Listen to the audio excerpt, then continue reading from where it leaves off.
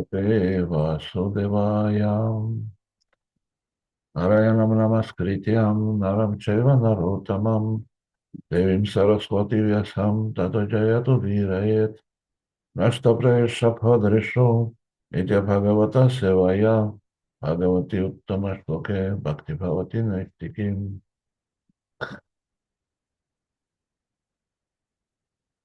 Please წავიკითხავთ Srimad Bhagavatamis მეორე სიმღერის 44-45 და 46 ლექსებს. Сегодня мы прочитаем шестую песню Шримад Бхагаватам, 2 глава, 44, 45 и 46 тексты. მე წავიკითხავ ტექსტს და კომენტარებს ქართულად და რუსულად, ხო? და მე ვკითხავთ. Значит, сначала прочитаем тексты, комментарии по-грузински, а потом я... и русский И по-русски тоже, да. И по-русски тоже, да. Хотите по-русски, вы простите, хотите... Нет, как вы скажете. Деваратац აიკითხავს ტექსტებს და იმას რა ქვია, კომენტარებს და შემდგომ მე ჩავერთვები თარგმნით უკვე ლექციის დროს.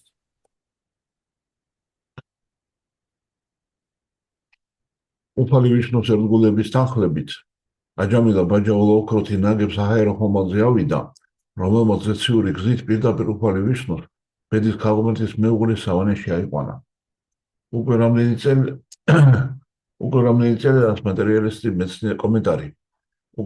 წელია რაც მატერიალისტი მეცნიერები მთვარეზე მოხვედრას ცდილობენ, მაგრამ ყველა მათი მცდელობა მარცხით სრულდება. საჰაერო ხომალდებით კი სურვილი პლანეტებიდან ცოცხალი არსება წამში აღმოჩნდება შინ ვერთან. ხოლო წარმომადგენლა თუ შეგვიძლია რა სისწრაფით უნდა მოძრაობდეს ასეთი სულიერი ხომალდი. ყველამ იცის რა ის უსწრაფესაც შეუძლია ჭკუას განანაცვლება ერთ-ერთიდან მეორეზე. სულიკი ჭკუაზე ნატიფია. ამრიგად ჭკუის სისწრაფის გათვალისწინებით ჩვენ შეგვიძლია სულიერი სხეულის სისწრაფეზე ვიმსჯელოთ. მატერიალური სხეულის მიტოვების შემდეგ სრულყოფილ ერთგულს წამიც არ სჭირდება შინ ღმერთთან დასაბრუნებლად. პრინციპში რიცხი ეთლექსი იყო, მაგრამ მე მგონი არ არის დიდი აუცილებელი ახლა ჩვენ ვისაუბროთ კოსმოსური ხომალდების მოგზაურობაზე. ეს არ არის ჩვენი მართლაც პირდაპირ მიმართულება და ამიტომ გადავწყვიტე შემდეგი ლექსებსაც ვიყავით. Переведу я тоже. Да, у нас в очередь, в смысле, мы должны были прочитать только этот стих сегодня по идее, но Деварата Прабху решил, что здесь, раз идет речь о космических кораблях, то и разных скоростях, то нам не очень актуально было на эту тему говорить, и поэтому он прочитает следующие стихи тоже. აჯამელა სამაგალითო ბრაჰმანი იყო, რომელმაც მავნე გავლენის გამო დაივიწყა ბრაჰმანული ცხოვრების წესი და რელიგიური მცნებები. იგი მდონემდე დაეცა, რომ ხურდობდა, ლოთობდა და სხვა ამაზრენ ცოდვებსაც ჩადიოდა. მეძავის მარჩენალის კი იყო. ამიტომ იამარაჯას ერთგულებს იგი ის იყო ჯოჯოხეთში უნდა წაეყვანათ, რომ უბრალოდ ნარაიანას წმინდა სახელის გალობის ოდნავმა გახმიანებმაც კი უმალვე იხსნა იგი საჯელისაგან. ამლეთ კომენტარები არა აქვს. ამიტომ ვისაც მატერიალური ტყვეობიდან თავის დახსნა უნდა, მართებს ხოტვის შესხმა და გალობა უფლის სახელის, დიდების, ფორმისა და გართობების შესახებ. იმ უფლისა, რომლის ლოტოსის ტერფებთან თავაყრილია ყველა წმინდა ადგილი. სწორი შედეგის მიღწევა შეუძლებელია სხვა ხერხებით, როგორიცაა მონანიების გზა, ფილოსოფიური მსჯელობები და მედიტაცია მისტიკური იოგაში, რადგან ამ გზაზე მდგომი ადრე თუ გვიან კვლავ კარმიული ანგარებით საქმიანობას უბრუნდება. ამისგან მას უბიძგებს უმართავი ჭკუა, რომელიც გონების დაბალი მოდუსებით, კერძოდ ნებითა და მომეცრებითაა დაბინძურებული. კომენტარები.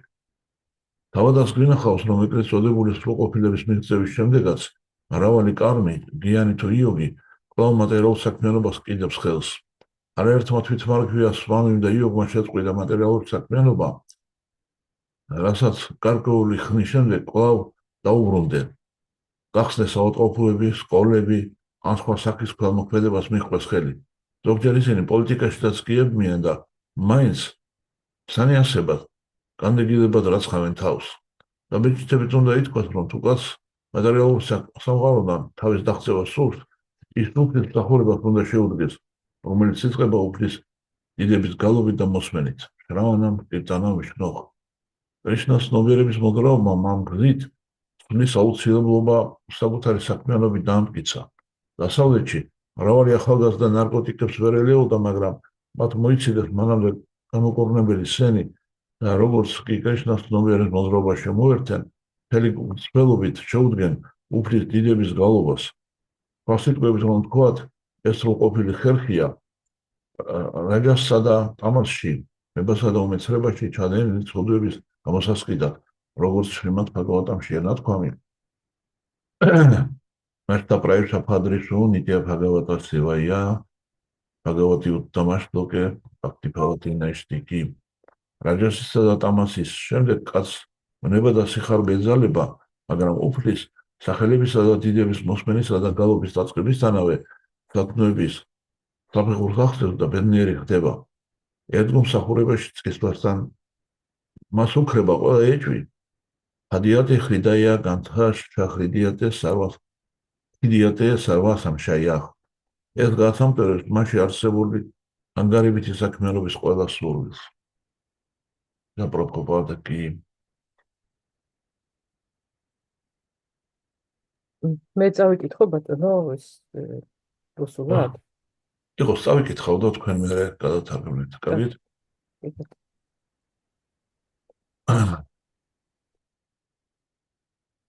Вместе с посланцами Господа Вишну Аджамилов зашел на воздушный корабль из чистого золота, который унес его небесными путями в обитель Господа Вишну, супруги богини процветания.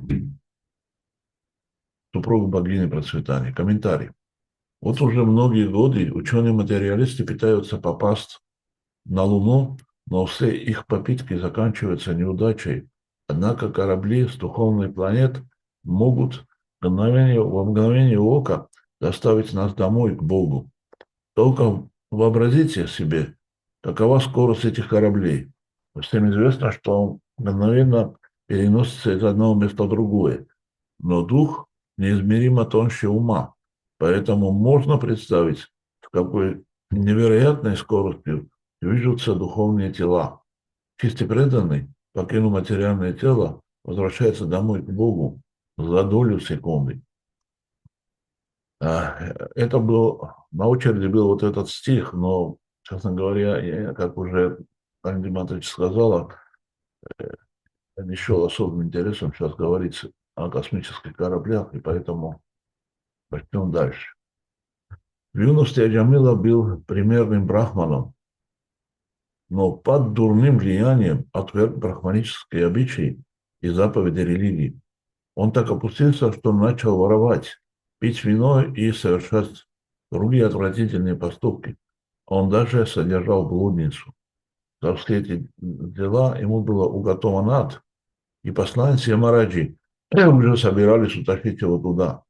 Но одной лишь тени произнесенного им святого имени Нараяны хватило, чтобы Аджамила обрел спасение.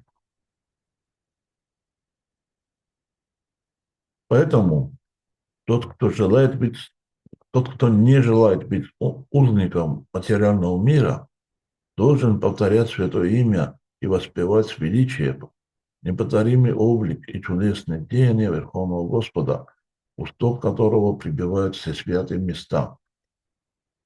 Другие пути, путь искупления грехов, путь умозрительного философствования и путь йогической медитации не приведут к истинному благу, ибо тот, кто следует ими, рано или поздно снова обратится к кармической деятельности. Его принудит к этому ум, оскверненный низшими гунами, страстью невежества. Комментарий. Есть немало примеров того, как карми, гьяни-йоги, достигнув так называемое совершенство, вновь возвращались к материальной жизни. Часто самозванные свами или йоги порывают с материальной деятельности, считая его иллюзией, как Адвитхия.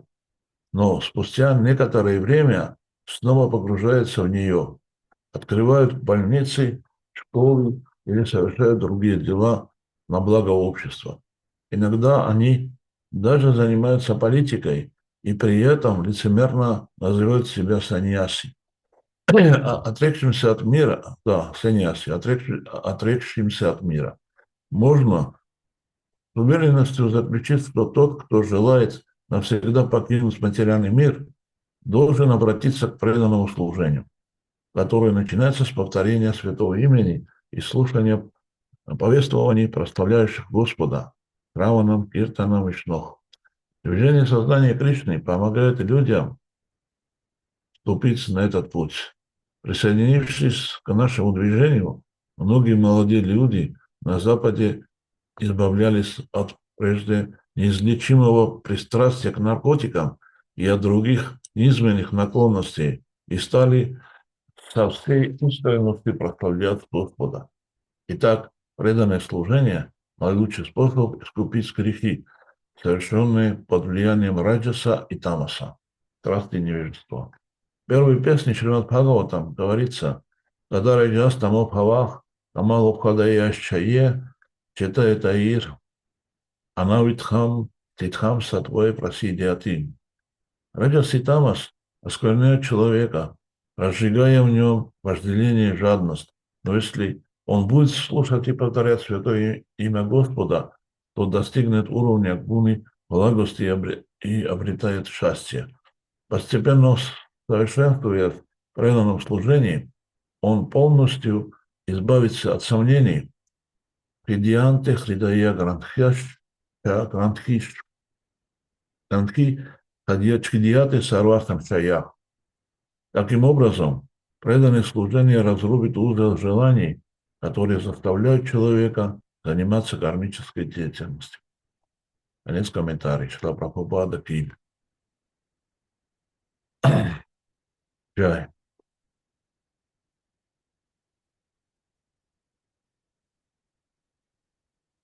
Ом Агьяна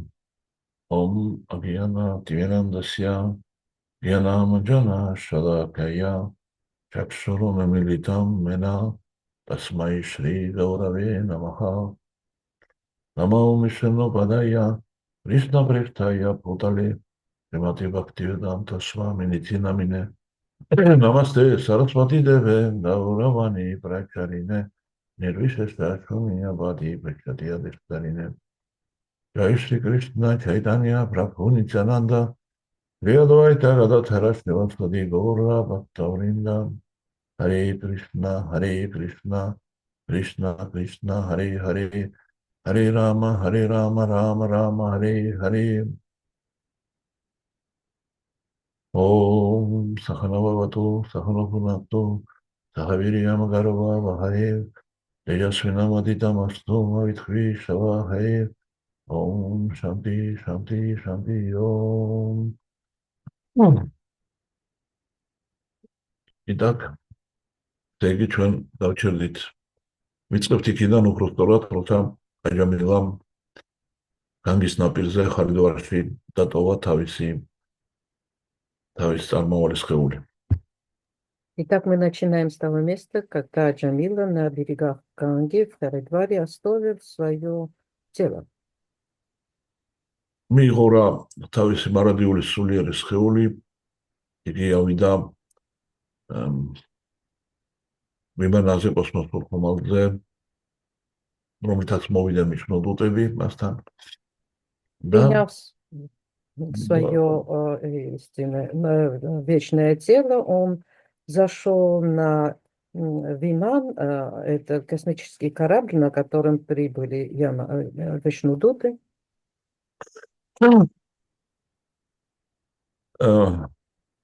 И в мгновение ока он достиг Политахамхайбаши, Манмиакция, Зенесик Мертис Вишнус, Хаванес. И во мгновение ока он достиг обители Всевышнего Господа Вишну.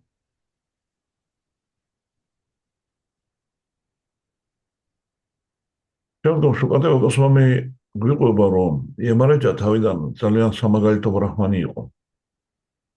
Шукадева Госвами рассказывает нам, что вначале Аджамила был очень примерным брахманом. მაგრამ ცუდი ზემოქმედების გამო, ცუდი გავლენის გამო, მან გადაუხვია წესიერ გზას Но из-за дурного влияния он сошел с праведного пути. 1000 გვერდსოდვა ჩადიოდა Он совершал множество грехов, და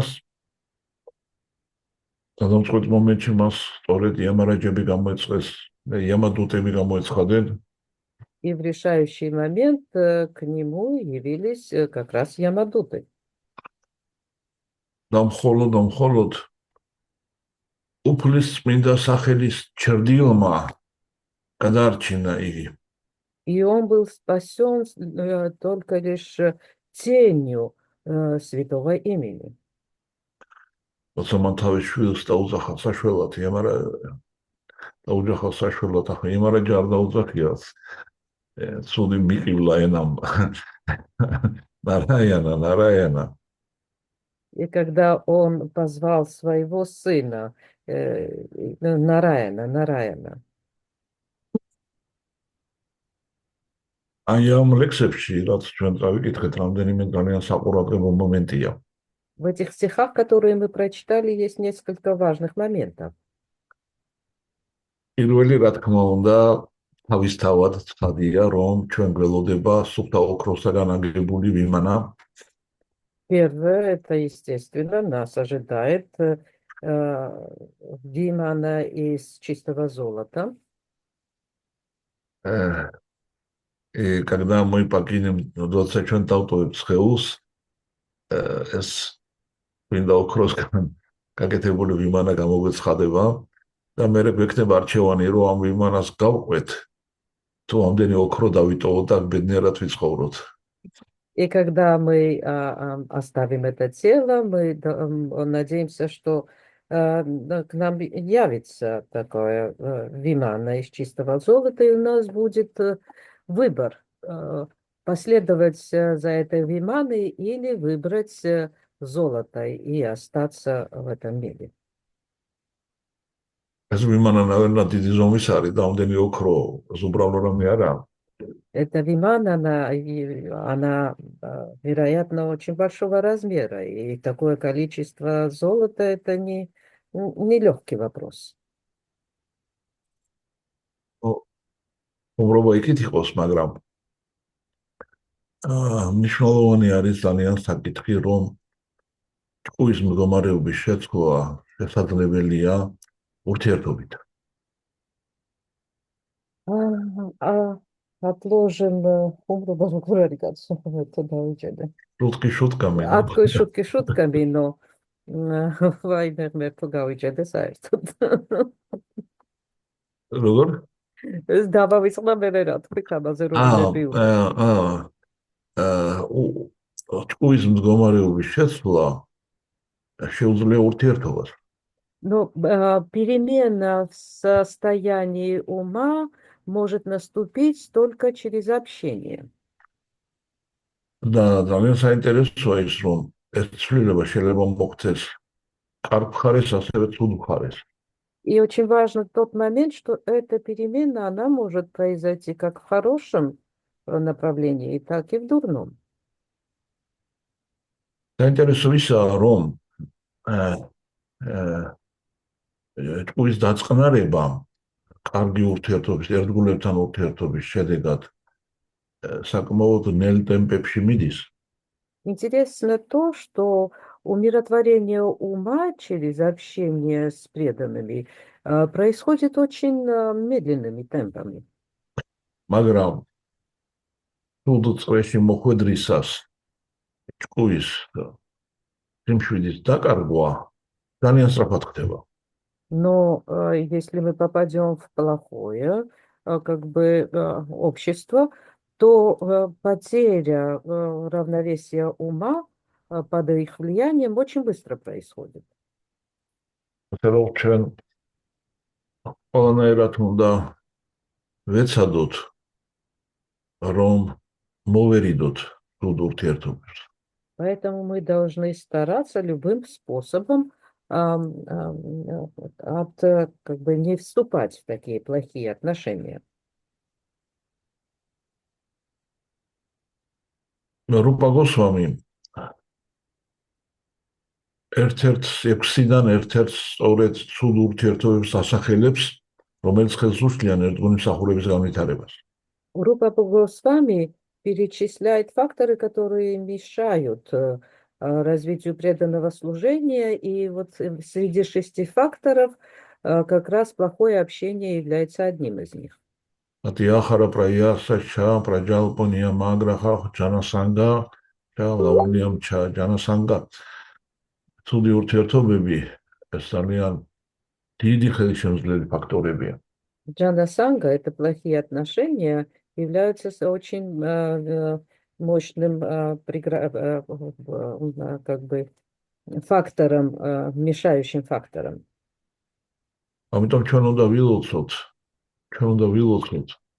რომ ღმერთმა ისეთი გამოცდა არ მოგვივლინოს, რომლის გადალახვას ვერ შევძლებთ. Поэтому мы должны молиться тому, чтобы Господь не устраивал нам такое испытание, которое мы не сможем преодолеть. უფალი იესო ქრისტე ასწავლიდა თავის მოწაფეებს. უკეთო დია Господь Иисус Христос учил своих учеников, უკეთო თვალიშენე მარჯვენე გასწუნებდე შენ, ამოითხარე თვალი და გადააგდე, რადგანაც ჯობია ცალი თვალით შეხვიდე სამოთხეში, ვიდრე ორივე თვალით ჯოჯოხეთში.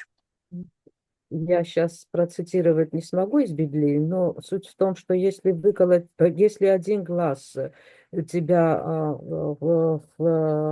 как бы вгоняет в соблазн, то надо его выколоть и выбросить, потому что лучше вступить с одним глазом в рай, чем с 2 глазами в ад.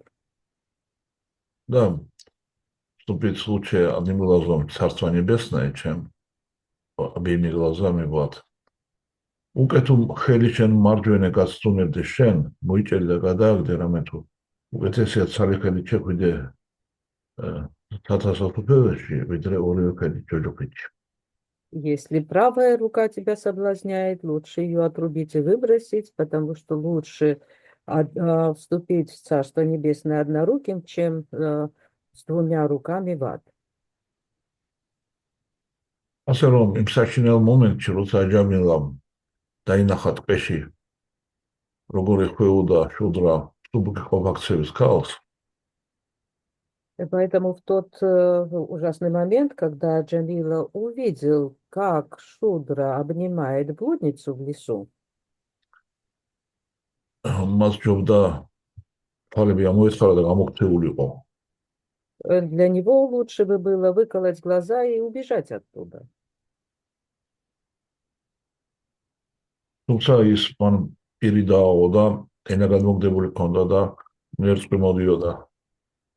Хотя у него отвисла челюсть и начали слюнки течь. Он так смотрел. ეს პირველი მნიშვნელოვანი, რაც ჩვენ ამ ლექსებიდან უნდა მივიღოთ, რომ უნდა ვერიდოთ ცუდ წრეს. Это первая важная вещь, которую мы должны принять, прочитав эти стихи, что мы должны ограждать себя от подобных явлений. რაც შეეხება შუქადევა გოსვამის შემდგომ დარიგებებს, Что касается следующих наставлений Шукадева Госвами, ისინი ძალიან მარტივი და ცალსახაა. они однозначны и очень немудренны. შუქადევა გოსვამი გვეუბნება, რომ თუ გინდა გათავისუფლდე მატერიალური სამყაროს ტყვეობისაგან, Шукадева Госвами говорит нам, если вы хотите освободиться от рабства материального мира, ჩვენ უნდა ადიდოთ ღმერთი. Вы должны прославлять Господа. ადიდოთ ღმერთი. მოისმინოთ მისი დიდება, Прославлять Господа, слушать Его прославление, გაიმეოროთ მისი დიდება, повторять о Его величии, დაუძახოთ მას სახელით მიმართოთ, обращаться к Нему по имени. წმინდა სახელით მოუხმოთ საშველად. И для этого взывать к святому имени. ვა დანარჩენი გზები ჩვენ მატერიალური ყოვლისაგან არ გაგვათავისუფლებს. Все остальные пути не способны освободить нас от материального плена.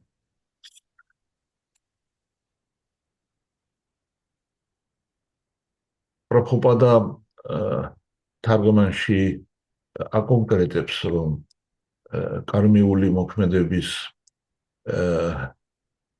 კარმა იოგა, გიანა იოგა, აშტანგა იოგა ეს გზები ჩვენ ვერ გვიშველის. Прабхупада в комментарии там подчеркивает, что вот эти пути йоги, карма-йоги, гьяна-йоги, аштанга-йоги не смогут нам помочь. შეიძლება თითოეულმა ჩვენგანმა იფიქროს, რომ რა შუაშია კარმა იოგა, გიანა იოგა და აშტანგა იოგა, როცა მე ცირედი წარმოდგენაც კი არა მაქვს ამის ყველაფრის შესახებ. Некоторые из нас могут подумать, ну при чем здесь вообще карма-йога, гьяна-йога, аштанга-йога, когда я ни малейшего представления не имею о них. მაგრამ ესე არ არის, სინამდვილეში ჩვენ გვაქვს მრავალი მილიონი ცხოვრების შემდეგ ეს მიდრეკილებები ჩვენს ღრმად ზის ჩვენს ცნობიერებაში. Но дела не так обстоят. Впоследствии наших жизненных опытов, пройденных за миллион жизней, в нас глубоко сидят такие наклонности. В нашем сознании. в смысле. ადამიანებს ძალიან აწუხებთ საკითხი, როგორია ჩემი ცხოვრების გზა, როგორია ჩემი ცხოვრების დანიშნულება, როგორ სწორად ამოვიცნო ჩემი ცხოვრების დანიშნულება. Людей беспокоят вопросы, подобные вопросы. В чем же состоит путь моей жизни? В чем предназначение моей жизни? И как же я должен догадаться, каково предназначение моей жизни? Правильно догадаться. ვინ უნდა გამოვიდე მე? ექიმი, მასწავლებელი, ინჟინერი, კოსმონავტი, Кем я должен стать? Врачом, учителем, инженером, космонавтом?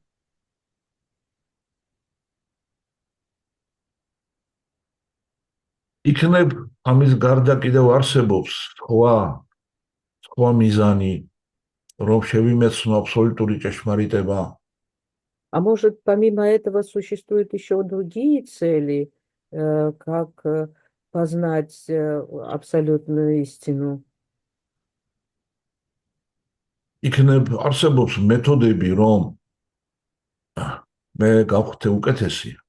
Может, существуют методы, чтобы улучшить себя? იქნებ ისეთი მეთოდებიც არსებობს, რომ მე არასოდეს ავად არ გავხდე. Может, существуют даже такие методы, которые предотвратят мои болезни? იქნებ ისეთი მეთოდებიც არსებობს, რომ მე გავხდე ძალიან მოქნილი, რომ თავი ფეხებს შორის გავყო. Может, существуют методы настолько себя как бы сделать пластичным, чтобы даже просунуть голову между ногами.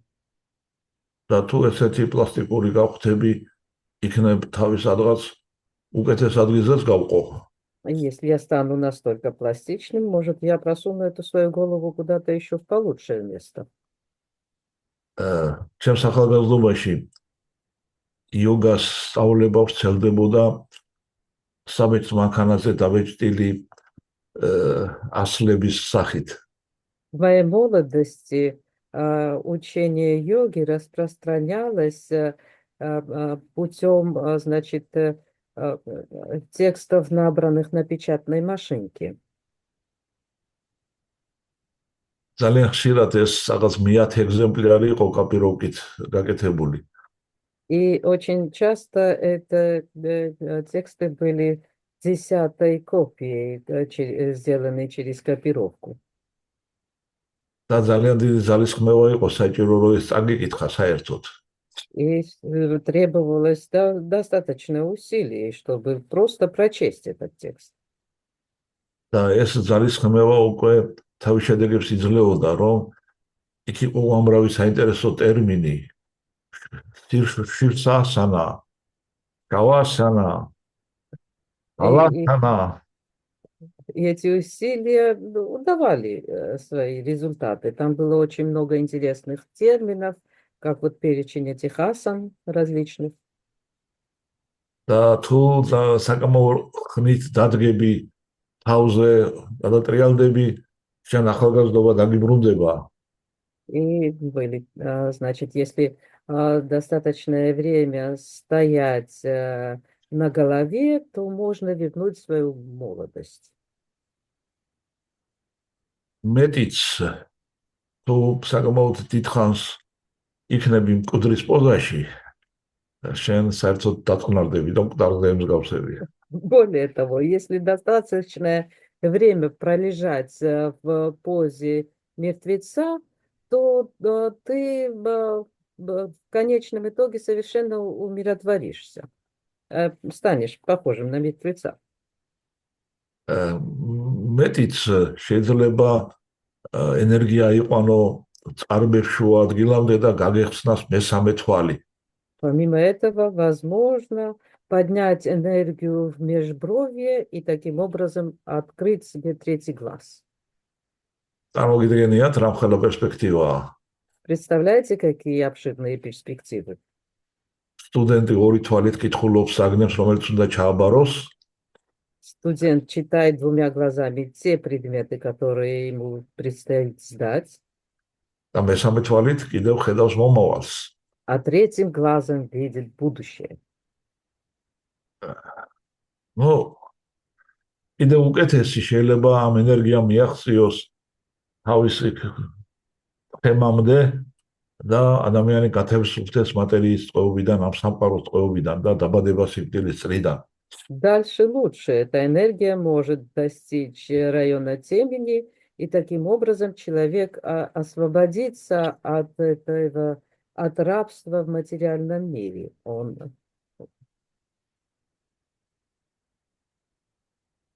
მაგრამ მინდა გაგახსენოთ, რომ მატერიალური წყობისგან განთავისუფლება არ არის თვითმიზანი. Но я должен напомнить вам, что освобождение от материального рабства не является самоцелью. პირველ რიგში მე ჩემ თავს მინდა გავახსენო ეს. В первую очередь я хочу это себе напомнить. ციხიდან გამოსვლა არ არის თვითმიზანი. И выйти из тюрьмы не является самоцелью. მიზანი არის როგორ უნდა იცხოვრო თავისუფლებაში. Целью является, как же я должен жить в свободном состоянии. და თუ მე არ ვიცი როგორ მოვაწყო ჩემი ცხოვრება, როცა ციხიდან გამოვალ, И если я не знаю, как я должен обустроить свою жизнь после выхода из тюрьмы, მე აუცილებლად დაბრუნდები ციხეში, იმიტომ რომ მაქვს ტენდენცია ეგეთი. то я обязательно вернусь в тюрьму, потому что во мне присутствует подобная тенденция. ამიტომ ადამიანმა, რომელიც სულიერი განვითარების გზას დადგება, Поэтому человек, который встанет на путь духовного развития, მან კარგად უნდა წარმოიდგინოს თავისი მიზანი. должен хорошо представлять свою цель. სულიერი განვითარების ბაზარზე მრავალი მიზანი იყიდება. На рынке духовного развития он много продуктов продает, много целей продает. იქ შეთავაზება უფრო მეტია, ვიდრე მოთხოვნა. Там, в принципе, спрос и Предложение больше, чем предложение потребно. больше, чем спрос. მაგრამ შუქადება გოსტანი გვასწავლის, რომ ერთადერთი მიზანი არის სწორი. Но Шукадева с вами учит нас, что только единственная цель является правильной. და მე მინდა წაგიკითხოთ ეს საოცარი ლექსები. Я хочу вам прочитать эти стихи. Нашта праеш шабхадришу, ница Бхагавата севая, Бхагавати уттамаш локе, бхактир бхавати наштики. Нашта праеш თითქმის ბოლომდე ანადგურებს. Значит, тут почти целиком уничтожается. Абхадришу. Хадра – это благоприятное. Хадра – это საკეთილდღეო. Тубхадра – это ძალიან საკეთილდღეო. Тубхадра – это очень благоприятное. ესე ერქვა კრიშნას დას, ქვია კრიშნას დას. Вот так зовут Субхадрой, зовут сестру Кришны. Абхадра – ეს არის როცა სასიკეთო არაფერია. Абхадра это когда нету ничего благоприятного. და ყველაფერ ამას კლავს ნიტია ბჰაგავატა სევაია. Шримад Бхагаватамис, ан пирოვნება Бхагаватамис მსახურება. И все это уничтожается через Нитья Бхагавата Севая. Это значит служение личности Бхагаваты. Или книга Бхагавата.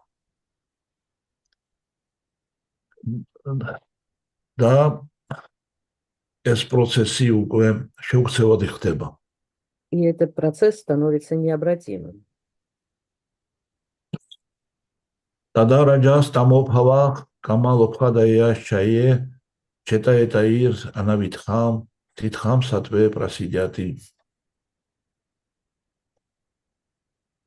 Машин раджаси да тамаси надгурდება. Тогда уничтожаются раджас и тамас. ასევე надгурდება кама, ткабобижини. Также уничтожается кама, пристрастие к наслаждению. ასევე надгурდება сихарбе. А также уничтожается жадность. და ადამიანი გასქილოსნებას ღებულობს. И человек одухотворяется. გასქილოსნებას ღებულობს, значит, სთხითხამ სათვე პრასიდიატი. ადამიანი მკვიდრდება სატვაში. Человек утверждается в статве. Практически он получает просветление. მე მინდა რომ გითხრათ ეს ორი ტერმინი прасад და вишат. И я хочу сейчас поговорить об этих двух терминах, прасад и вишат. Сад джнома. Сад это значит сидеть. Сад сидеть. Прасад ეს ნიშნავს, როცა შენ ზიხარ ძალიან ბედნიერი და ამაღლებულ მდგომარეობაში, გასხიოსნებული. Прасад это значит, когда ты сидишь в очень счастливом и возвышенном состоянии, просветленный. Моглед რო თქვა ეს ნიშნავს, რომ ზიხარ და პრასადს ღებულობ. Другими словами, это означает, когда ты сидишь и принимаешь прасад. Это ძალიან ამაღლებს და გასხიოსნებული მდგომარეობა. Это возвышает, и это как бы просветленное состояние.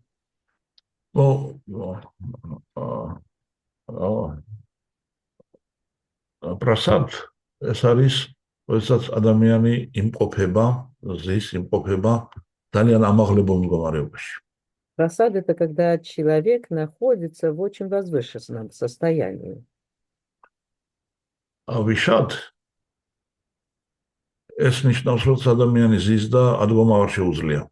Вишад означает, когда человек сидит и уже не в состоянии встать, როცა ის დეპრესიაშია. когда он находится в депрессии. Вот это я знаю, амას ნიშნავს, რომ არჯუნა ვიშადა იოგა, არჯუნა ვიშადა ვიშად, ეს значит, რომ ადამიანი დეპრესიაშია. Вот здесь вот в этих стихах указывается, что это означает, вишат, это означает, что человек находится в депрессии.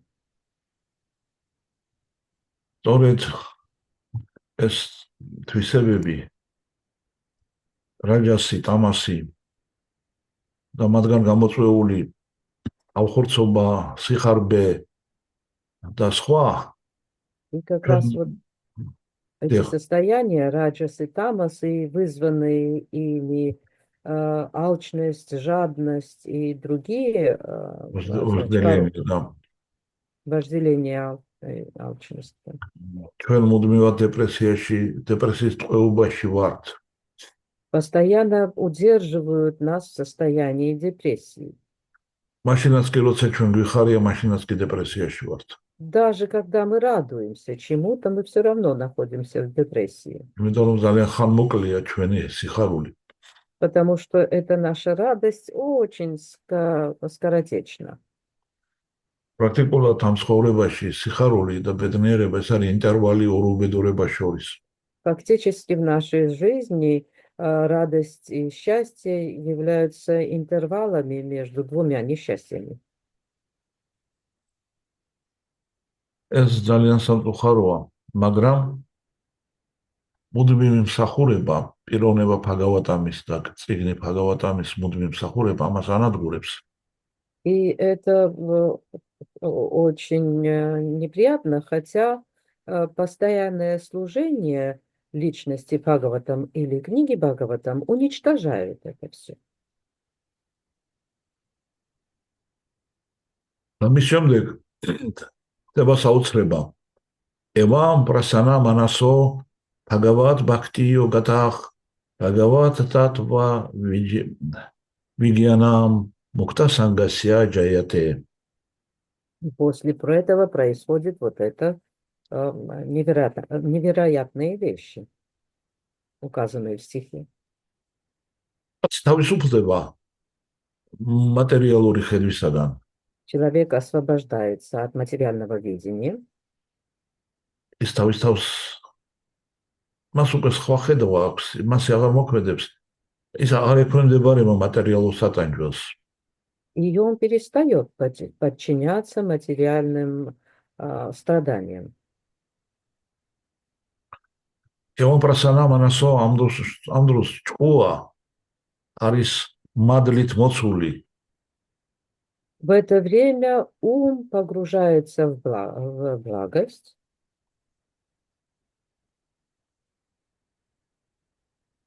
უაღებულობს განსაკუთრებულ თვისებას. И ум, значит, принимает особые качества. მისი ზედაპირი ხდება სარკესავით, რომელშიც სული თავის თავს ხედავს. Его поверхность становится подобно зеркалу, в которое человек может увидеть, вернее, душа может увидеть себя. ზედაპირი ეს ძალიან პირობითი ცნება, იმიტომ რომ ეს ყველაფერი ხდება სივრცის იქით. Да, поверхность это тоже какое-то понятие такое сравнительное, потому что все это происходит вне пространства.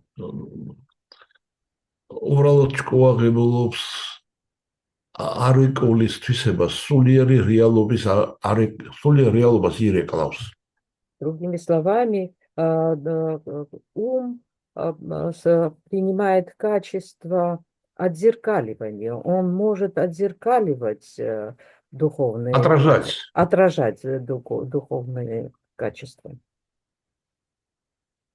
და როდესაც ადამიანს თვალები აიხილება, и когда глаза человека таким образом открываются, идиате хридая грантхиш, Ideate sarva samshayach. Ksiante chasya karmani driftva evatmani shvare. Адамიანი ბედნიერების მწვერვალზეა. მის Человек, გულის კვანძი იგლიჯება, იხსნება.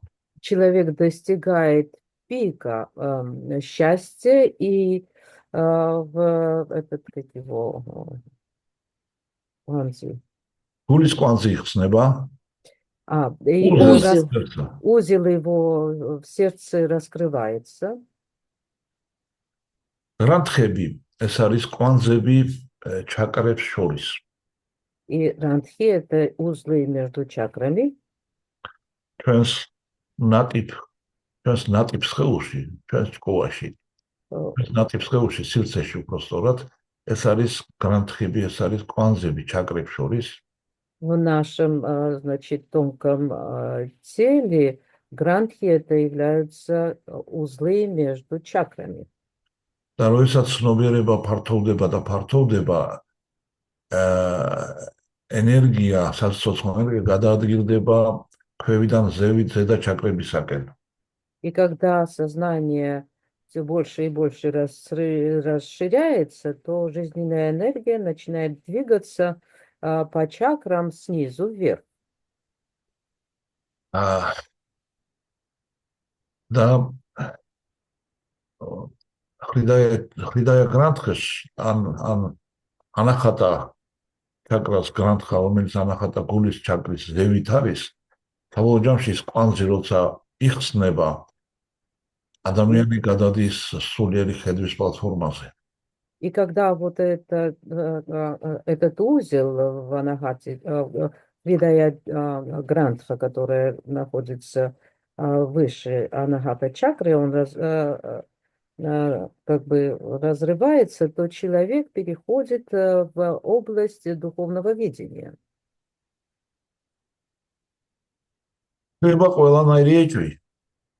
Пропадают все сомнения. ყველანაირი ეჭვი ხრება, იმიტომ რომ ადამიანი უკვე სულიერი ხედვით უყურებს ყველაფერს და აღარაფერი საეჭვო აღარ არის. Пропадают сомнения, потому что человек начинает смотреть на все уже духовным зрением, и абсолютно никаких сомнений там уже не присутствует.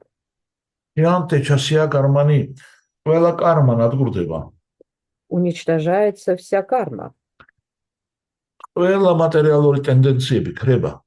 И все материальные наклонности тоже уничтожаются. Наше прошлое уничтожается, оно исчезает. Наше прошлое исчезает. Наше прошлое, которое должен формировать настоящее, а потом будущее, оно исчезает. ეს წარსული, რომელმაც უნდა შექმნას ჩვენი აწმყო და მომავალი, უბრალოდ ხდება. ჩვენი წარსული კვდება. Наше прошлое умирает. ჩვენ უკვე ის აღარა ვართ. И мы не являемся уже теми были. და ჩვენ უკვე აღარაფერი აღარ გვეკაჩება უკან. И нас уже ничего не тянет обратно. დრიშტავატმანი შვარე. ჩვენ ხედავთ ჩვენ თავსა და უზენაეს ღმერთს. Мы видим себя и Всевышнего Господа. ხედავთ ჩვენი ნეტარების წყაროს. Мы видим источник нашего наслаждения. Блаженства. Да. ჩვენ ნეტარი ვართ ბუნებით. И мы по природе являемся блаженными. მაგრამ ამ ნეტარებას თავის წყარო აქვს. Но это блаженство имеет свой источник. ეს ის დიდი ნეტარება, რომლის ნაწილისა ვართ ჩვენ. Это то необъятное блаженство, частью которого мы являемся. Ну, если нам თუ კიდევ ბედი გავიღიმებს და იმდესაც გავიგებთ, რომ თურმე ეს უნაპირო ნეტარება ის პატარა ბიჭია, რომელიც ხვევებს წემსავს. Но если нам и дальше улыбнется удача, и мы осознаем, что вот это беспредельное блаженство является тем маленьким мальчиком, который пасет коров. Вообще-то ჯერჯერობით ის ხბოებს აძოვებს და მერე დააწინაურებენ, რომ ძროხები აძოვოს. Да, хотя он сначала пасет телят, и потом его как бы продвинут дальше, чтобы он стал пасти коров. На повышение он идет. На повышение поведут. მაშინ ჩვენ აღარასოდეს აღარ დაბრუნდებით მწუხარების სამეფოში. Тогда мы никогда больше не вернемся в этот мир печали. ჩვენი ბედნიერება აღარ იქნება ინტერვალი ორ უბედურებას შორის. И наше счастье перестанет быть интервалом между двумя несчастьями. ჩვენი ბედნიერება იქნება უფრო მეტი ვიდრე იყო გუშინ და ხვალ კიდე უფრო მეტად ბედნიერი ვიქნებით. Наше счастье будет больше, да, чем было вчера, и завтра оно еще увеличится.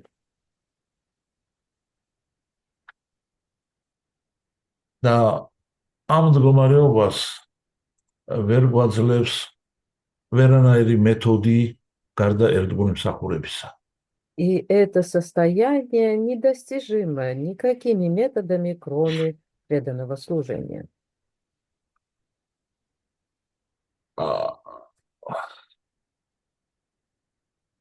ყველა სხვა მეთოდმა ვიასადევასაც ვერ მისცა ბედნიერება.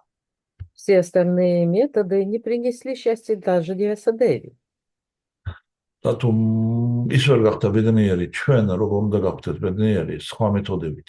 Если он не смог осчастливиться другими методами, так как же мы сумеем это сделать? მაგრამ ჩვენი მოწამლული ჭკუა ჩვენ ჩაგჭურჭულებს.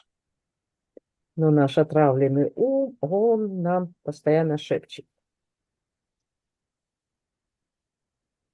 შენ მსახური გახდები, შენ მსახური გახდები. შენ მსახური გახდები სამარცხვინო შენ. Ты станешь слугой, ты станешь слугой. Это так შენ непривлекательно. მეც ვერაფერს ვერ მიაღწევ. Ты ничего больше не сможешь достичь. შენ გახდები მსახური. Ты станешь слугой. თუ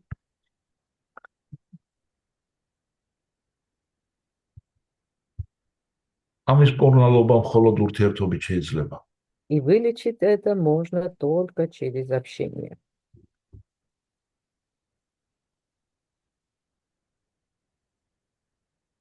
დაუკვირდით აჯამილას ისტორიას. Присмотритесь к истории Аджамилы. მინდა სახელი შრდილი საკმარისი აღმოჩნდა იმისათვის, რომ მისი მდგომარეობა შეცვლილიყო.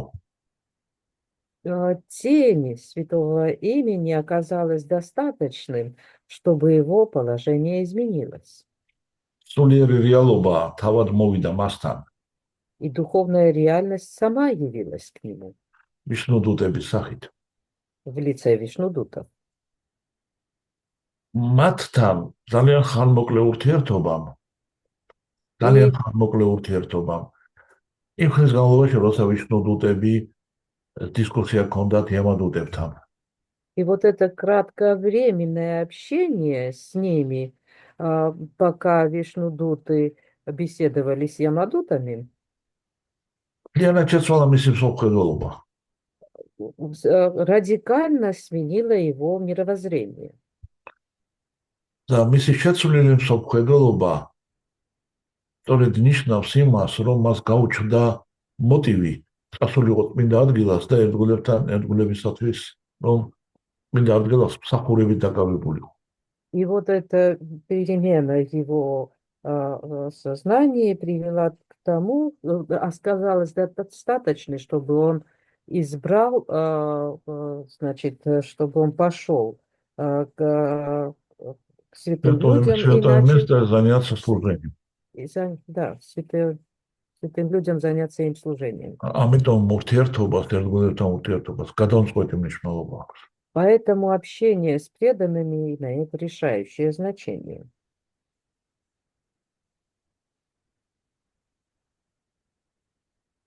მხოლოდ ერთგულებთან ურთიერთობისას წყნარდება ჭკუა. Ум умиротворяется только через общение с преданными. და მხოლოდ ერთგულებთან ურთიერთობის შემდეგ ჩვენ ვგებულობთ რითი განსხვავდება ერთმანეთისაგან თავისუფალი ადამიანის თავისუფალი არჩევანი. И только после общения с преданными мы начинаем понимать, какова разница между свободным выбором свободного человека და მოჯამაგირეობა ხელფასის გულისათვის, გამორჩენის გულისათვის. и, значит, служение для получения выгоды, для получения зарплаты. ერთგული მსახურება, წმინდა ერთგული მსახურება, ეს თავისუფალი ადამიანის თავისუფალი არჩევანია. Чистое преданное служение является свободным выбором свободного человека. მაგრამ ამ არჩევანის გასაკეთებლად საჭიროა ჭკუის გაწმენდა და დაწყნარება. Но чтобы сделать такой выбор, нужно умиротворить, очистить и умиротворить свою. და სწორედ ესეთი მსახურება, რომელიც ჯერ შეიძლება წმინდა არ იყოს, მაგრამ ესეთი მსახურება და ერთგულებთან ურთიერთობა ჭკუას აწყნარებს. И как раз вот такое служение, которое может еще быть нечистым, но в общении с преданными как раз и умиротворяет ум. ადამიანს აღარ ჭირდება მკვდრის პოზა. Человеку перестает надобность ложиться в позу мертвеца. Отпадает надобность. Он ის მუდმივად აქტიურია, მაგრამ აქტიურია უნარი ჭკუის პირობებში. Он является постоянно активным, но в условиях умиротворенного ума. ჩვენ ახლა კურსებზე გავდივართ მე-9 თავს, გავიარეთ მე-9 თავი Бхагавад Гитаси. Мы сейчас на курсах уже прошли 9-ю часть Бхагавад-гиты. მანამდე ჩვენ ძალიან დეტალურად ვიხილავდით საკუთარი ධარმის მნიშვნელობას, რა არის სხვა ධარმა. До этого мы очень детально рассматривали, значит, значение собственной дхармы, свадхармы. და ძალიან ხშირად ადამიანები სვამენ ამ საკითხს, როგორ უნდა დავინახო მე ჩემი ධარმა. И очень часто люди задают этот вопрос: как же я должен увидеть собственную дхарму? ჩვენ შეგიძლიათ მიაგნოთ და დაინახოთ თქვენი საკუთარი ධარმა ამ ცხოვრებაში. Вы сможете, значит, увидеть собственную дхарму в этой жизни. მაგრამ ასაკის შეცვლასთან ერთად თქვენი ධარმა შეიცვლება. Но с возрастом эта дхарма меняется. როდესაც შემდეგ ცხოვრებაში იქნებით, ეს ධარმა კიდევ საერთოდ შეიცვლება. Вступая в следующую жизнь, эта дхарма абсолютно переменится. Еще раз. ამიტომ ეს ძალიან ამ საკუთარი ධარმის შეცნობა საერთოდ უსარგებლო ამოცანა არის. Поэтому познание собственной дхармы является не очень плодотворным, как бы, плодотворной целью. Занятием. გაცილებით მნიშვნელოვანია შევიცნოთ ჩვენი მარადიული ධარმა, სანატანა ධარმა. Гораздо важнее осознать нашу вечную дхарму, санатана дхарму.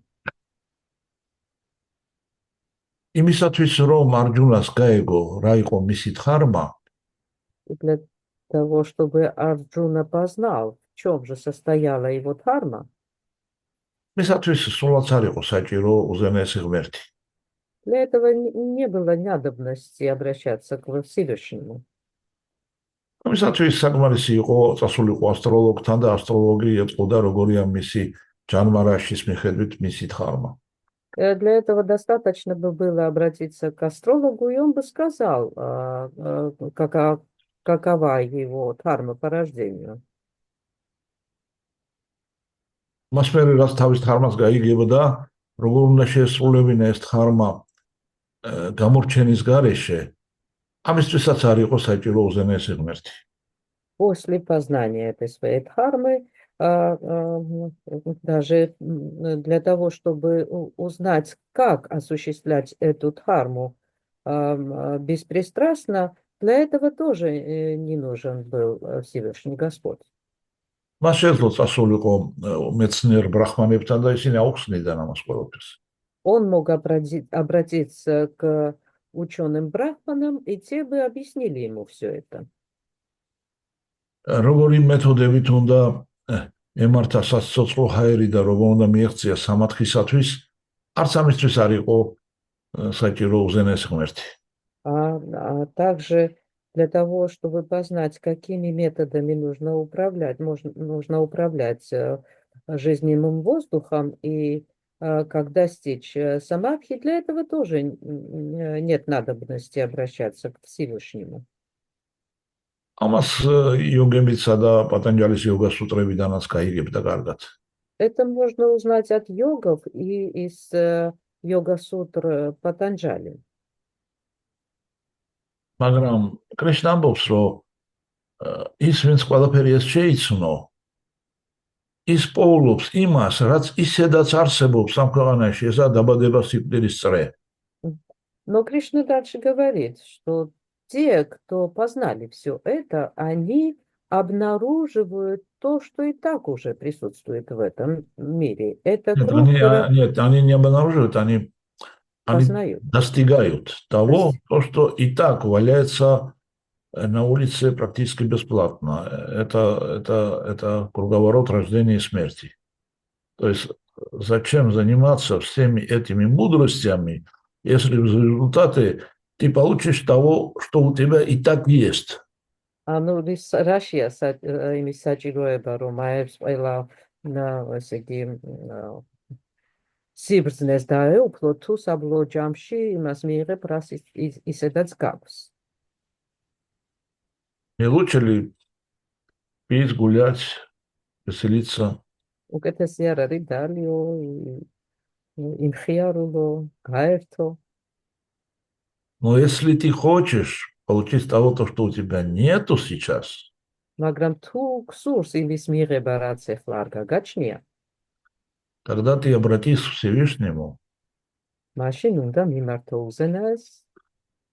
Я незаметно перешел на другой язык, но ничего. Ты обратись к Всевышнему, и он тебе скажет самое главное, тайну тайн. და ის გეტყვის საიდუმლოთა საიდუმლოებას. И он скажет, если ты мне принесешь, предложишь с любовью цветок, листок, плод или воду, я его приму. ის გეტყვის თუ სიყვარულით მომათმევ ყვავილს, ფოთოლს, წყალს, როგორ არის კიდე რაღაცა მეოთხე? ნაყოფს ან წყალს, მე მას მივიღებ. Он говорит, что я начало, я начало, середина и конец. Я создатель всех миров. Я управляющий всех миров. Я пронизываю все с начала до конца. Даже все живые существа всегда находятся под моим присмотром. Я сверхдуша. ის გეტყვის, რომ მე საწყისი ვარ, რომ მე ვარ ყველაფრის შემქმნელი და გამკარგავი, რომ მე გამსჭვალავ ყველაფერს საერთოდ და მათ შორის ცოცხალ არსებებსაც და რაღაცა გამომჩა მეგონი. Да, ну, неважно. Но твоим тупым взглядом сейчас ты это не видишь. თუმცა შენი ესეთი ლაგვი მზერით ეხლა ამის დანახვა არ შეგიძლია. Но если ты принесешь мне воду, если ты мне воду принесешь любовью, я приму. Я приму. И снова влюбишься во мне. Я снова буду отвечать любовью. მაგრამ თუ წყალს მაინც მომართვევ სიყვარულით, მე ამას მივიღებ და შენ ისევ ჩემს და მის სიყვარულით განიმსჭვალები. И тогда ты поймешь, что нет смысла вообще интересоваться всем этим проявленным, непроявленным, кто кого пронизывает, зачем пронизывает, когда пронизывает, куда пронизывает, что вообще у тебя даже настроения не будет, чтобы думать об этом, ты будешь думать только о том, что почему ты такой счастливый, постоянно твое счастье растет, и почему ты общаешься со мной. და ამის შემდეგ საერთოდ გაგიქრება ინტერესი ხილული თუ უხილავი რაღაცების მიმართ, ვის, სად, როგორ და როდის გამსჭვალავ და ასე შემდეგ, შენ უბრალოდ იმით იქნები დაკავებული, რომ ეს ბედნიერება, სულ მუდამ მზარდი ბედნიერება როგორ მოგიცავს და იქნები კმაყოფილი ჩემთან ურთიერთობით. ყველაფერს ამ ინტერესი დაგეკარგება ჩემს გარდა. Мы обычно привыкли благоговением относиться к моменту пробуждения. ჩვენ მივეჩვიეთ ძალიან მოწიწებით გამოღვიძების მომენტისადმი მიდგომას. როცა ჩვენ სამათხში შევალთ, როცა ყველა ეჭვი გაგვიქრება, როცა Когда мы вступим в самадхи, когда уничтожатся все наши сомнения. Но мы должны представить, что будет после момента пробуждения. მაგრამ ისიც უნდა წარმოვიდგინოთ აი ამ გამოღვიძების მომენტის შემდეგ რა მოხდება. То после этого момента пробуждения мы будем пробужденными.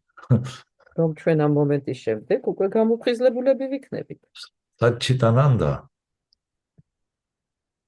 вечные, знающие, блаженные, так же, как наш лучший друг, отец, источник, так же, как он. ჩვენ ვიქნებით მუდმივად ნეტარნი და მცოდნენი, ისევე როგორც ჩვენი წყარო, მამა და მეგობარი საუკეთესო. თუნდაც შეყვარებული. Ну, это чумац мэри. Или возлюбленный, хотя об этом можно умолчать на данный момент. Хари Кришна, в принципе, я сказал больше даже, чем мог, из-за наглости своей, но Турамиша Кичкови Гактхот, если есть вопрос, пожалуйста.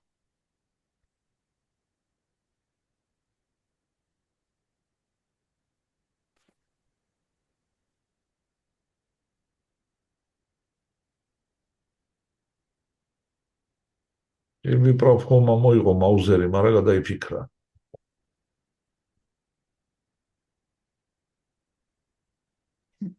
მე ვაკერტ შეიკითხა. Дай, Хари Кришна, შევიგენად სვალი, როგორ ახარ? რა უქნა, შე როგორ გიგითხოს, მაო? კარგად მიკითხე, თორე ისე ვარ როგორც ვიყავ. კარგად მოგიგითხე. კარგად მოგიგითხე. Обмен любезностями. დაია. გისმენთ დაია. მე მინდოდა მეკითხა რომ ოქროს ხომალდი ვისაც არ უნდა ხარს, ყვავილებისა შეიძლება გამოვიძახოთ? Дая задала вопрос. ოქროს ხომალდი ვისაც არ უნდა ყვავილების არ შეიძლება გამოვიძახოთ? Да, Матаджи задала вопрос. Если кто-то не хочет, значит, этот корабль из золота, может он вызвать корабль цветочный? Не беспокойтесь, да, вино к нам и так принесут. Яндекс такси надо воспользоваться. ესე იგი, თაიგულს ისედაც მოგვართმევენ და Яндекс ტაქსიცაც უნდა ვისარგებლოთ, ჩივი პრაფიტ კვადნახობს. ის მინდა რა ქვია, болти. Да, Матаджи предпочитает пользоваться Больтом. თუ სიკვდილის მომენტში ჩვენ გავიხსენებთ კრიშნას. И если в момент смерти мы вспомним о Кришне, და ჩვენ თავში უკვე გზების გასაყარზე, როცა ჩვენ საკუთარი სხეულიდან ამოგლიჯას გვიპირებენ, აი როგორ რას შევადარო, არ ვიცი, აი რაღაცა რომ ამოიღო და გამოგლიჯას რო გვიპირებენ ჩვენი სხეულიდან, იმ მომენტში ძალას ვნახავთ და ერთხელ მაინც დავიყვირებთ კრიშნამ, მაშინ მოვლენ ვიშნუდუტები და მერე თვითონ შეარჩევენ როგორი ხომალდით გაგვასმენონ.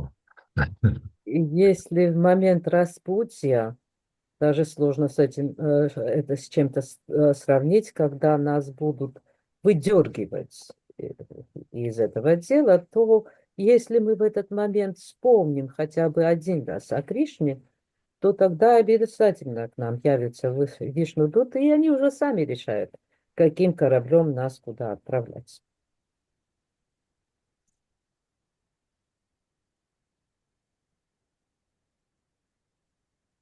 ყველა ჩვენ სასიკვდილო ტანჯვას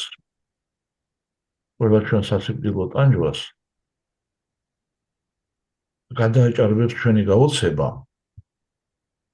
И все эти страдания смертельные будут превзойдены нашим изумлением.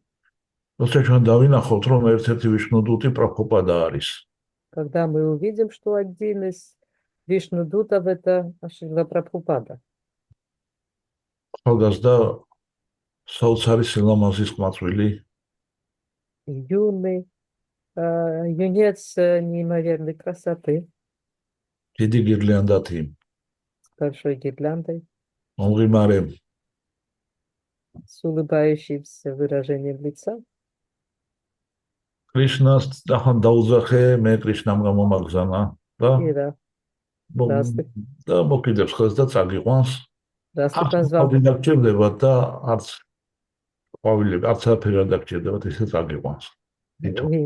раз ты позвал Кришны, то он послал меня за тобой, он возьмет вас за руку, и там уже не будет надобности ни в каких кораблях, ни в чем, он сам вас заберет.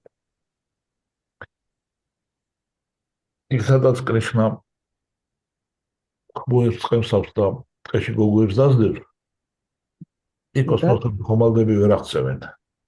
Туда, извините, туда, где Кришна пасет телят и развлекается с гопи, туда такие корабли недоступны, не смогут вас отвезти. თუნდაც სუფთა ოქროთი გაკეთებული. Даже если эти корабли исполнены из чистого золота. ასე რომ ჩვენ მე არ ვიცი რის გამო, რა დამსახურების გამო ესეთი რა გავაკეთეთ გადასარევი, რომ ჩვენ თავში დაგვეცა ესეთი წყალობა პრაბჰუპადას და მისი წიგნების სახით. И я вообще не знаю, чем мы это заслужили, что мы такого сделали, что на нас, как, значит, обвалилась на нашу голову такая милость в лице книг Шрилы Прабхупады. ამაზე ფიქრ, დიდი აზრი არც აქვს ამაზე ფიქრს, რატომ მოხდა ესა, რახან მოხდა. ეხლა უკვე უკან მოვხედავთ, უნდა გავეკიდოთ პრაბჰუპადას, ეხლა სხვანაირი გამოსავალი, ეხლა არც არის საჭირო არაფერი მეტი რა.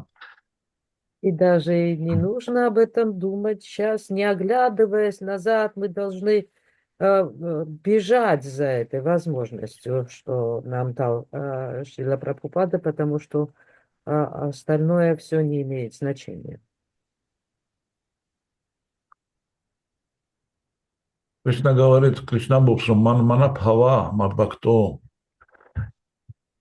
თუ ჩვენ მუდამ Хари Кришнას მიმეორებთ, თუ ჩვენ მუდამ გიტას ვკითხულობთ, თუ ჩვენ მუდამ შრიმად ბჰაგავატამს ვკითხულობთ, თუ ჩვენ მუდამ ერთგულებთან ურთიერთობა გვაქვს, მაშინ ეს ნიშნავს იმას, რომ ჩვენი არსებობა კრიშნაზე ფიქრად გადაიქცევა. ეს ნიშნავს მანმანაფავა.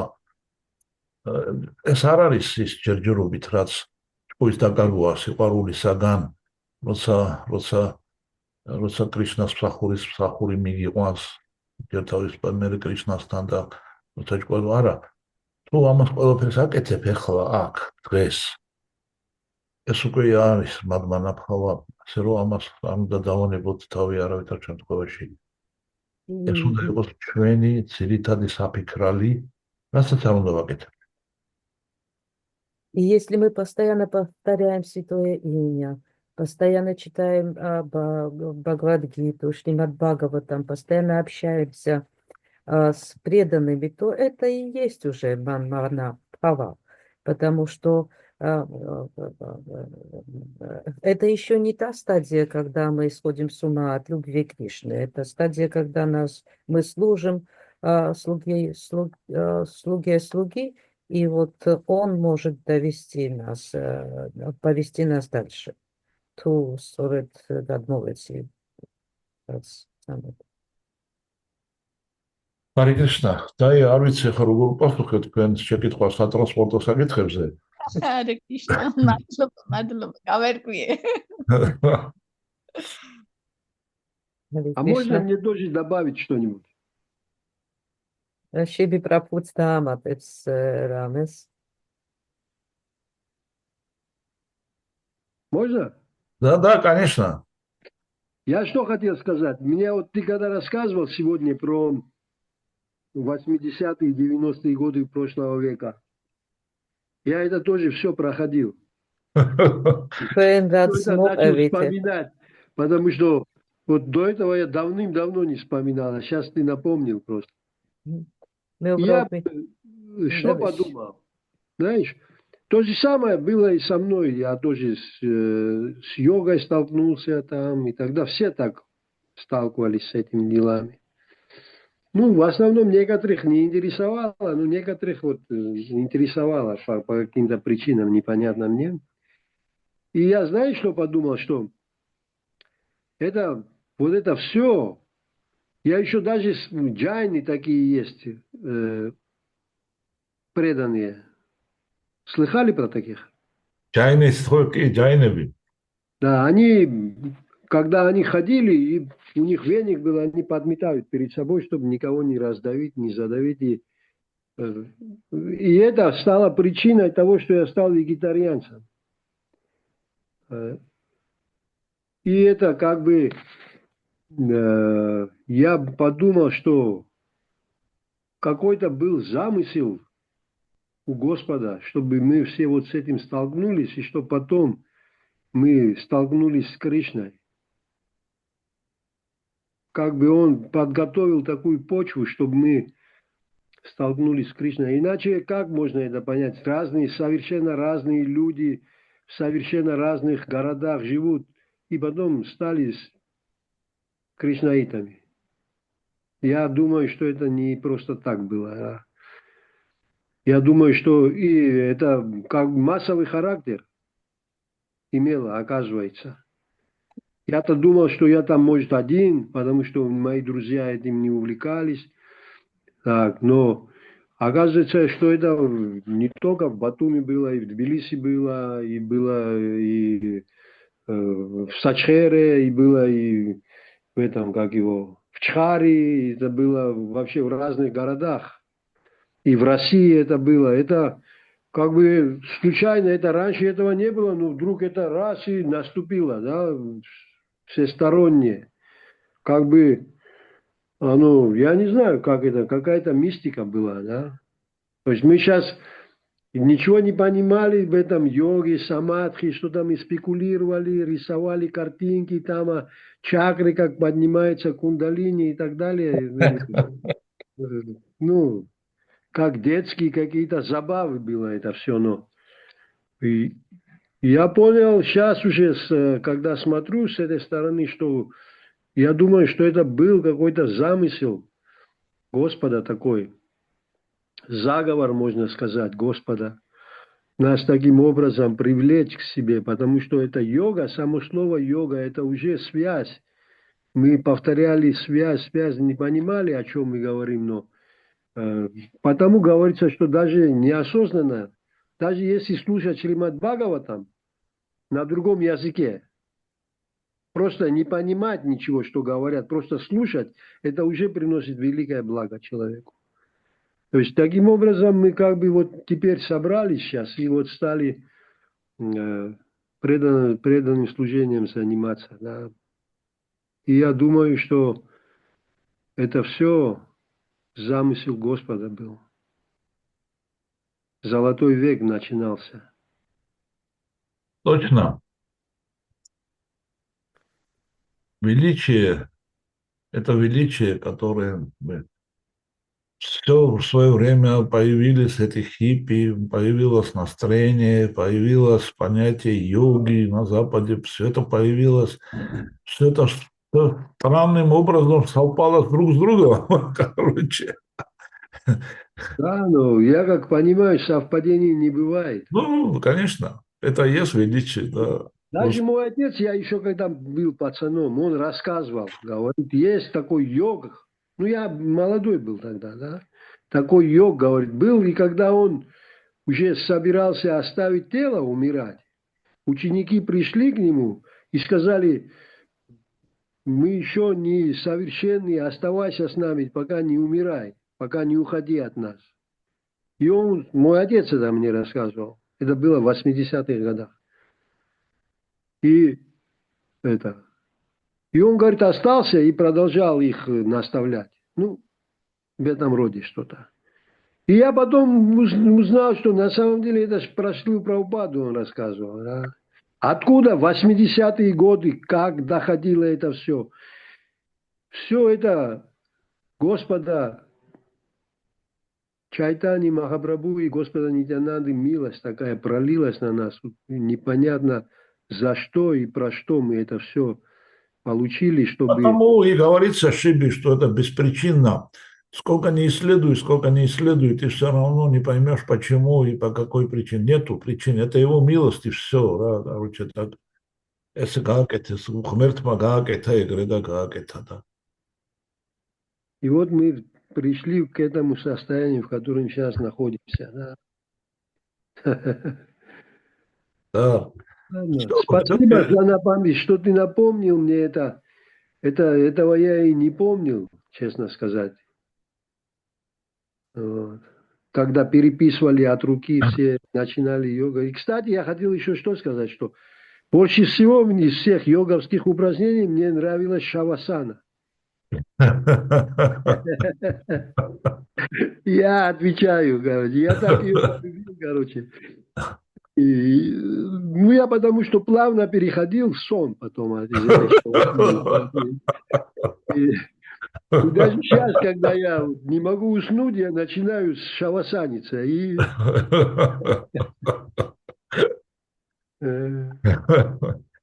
Харе Кришна, спасибо за лекцию, дорогой мой. Харе Кришна, დიდი მადლობა ყველას.